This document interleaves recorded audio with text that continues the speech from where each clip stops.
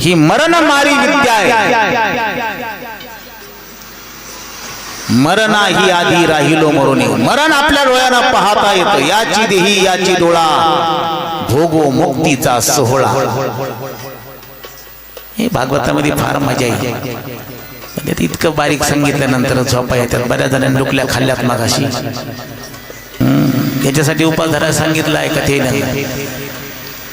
उपवासा करता नाही, उपवास याच्या करता करायचा की आपलं मन कथेतून भंग पाहू नये, चित्त विचलित होऊ नये, याच्याकरता उपवास। आपल्याला विनाकारण जीव जाळाय करता उपवास नाही। आपले उपवास जीव जाळणारे आहेत। कशाचे जीव जाळणारे? एकादशी दिवशी सकाळी 8लाच फराळ, इतर टायमाला घरातले तुम्ही पण लय हुशार, इतर टायमाला 11 वाजल्याशिवाय स्वयंपाक करीत नाही, पण एकादशीला 8लाच शाबू तयार। वारे उपवास। आदल्या दिवशी दशमी दिवशी, उद्या एकादशी खानावरशी घ्या, चतकुर घ्या। उद्या एकादशी म्हणून आदल्या दिवशी टचून हाणतो।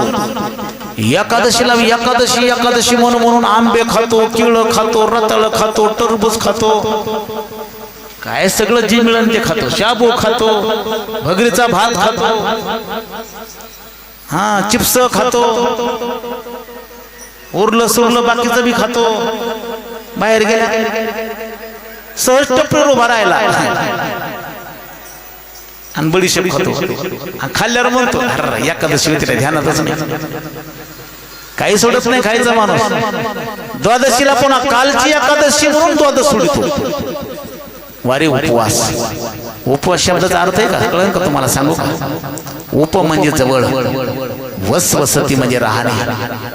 वसवसती नावाचा धातू आहे संस्कृत व्याकरण शास्त्रामध्ये, आणि त्याचा अर्थ आहे वसवसती म्हणजे राहणे, उप म्हणजे जवळ, देवाच्या जवळ राहणे, त्याला उपवास म्हणतात। आपलं मन आपलं चित्त देवाच्या जवळ कायम राहावं असा उपवास करावा, त्याला तसा उपवास करावा। पूर्ण व्हिडिओ पाहण्यासाठी खालील लिंकवर जा आणि आपल्या YouTube चॅनलला आत्ताच सबस्क्राईब करा। व्हिडिओ आवडल्यास लाईक आणि शेअर करायला विसरू नका।